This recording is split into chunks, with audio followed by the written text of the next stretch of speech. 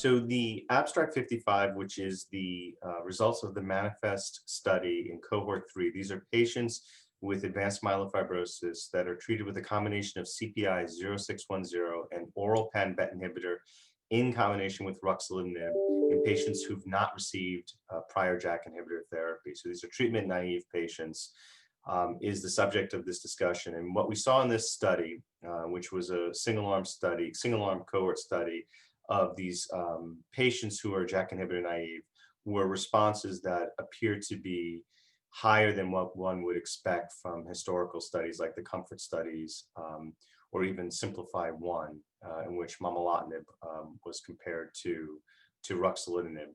So spleen responses, and SVR 35% is the hallmark at 24 weeks, was 67% in the combination CPI plus ruxolitinib regimen.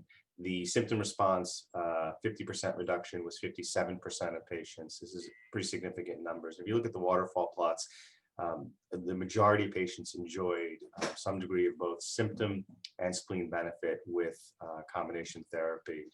Additionally, almost a third of the patients had a reduction in bone marrow fibrosis with the combination therapy, and somewhere around 20% or so of patients developed transfusion independence. If you look specifically at the patients who had anemia at onset, who were transfusion independent, you can see the mean hemoglobin level increased over time, suggesting that the combination of these two drugs that has rationale from preclinical studies limits the degree of anemia and even potentially thrombocytopenia that is seen with both disease and therapy-related effects from JAK inhibitors like ruxolitinib. So it was exciting to see this data play out in a large cohort of patients across multiple centers, and has inspired the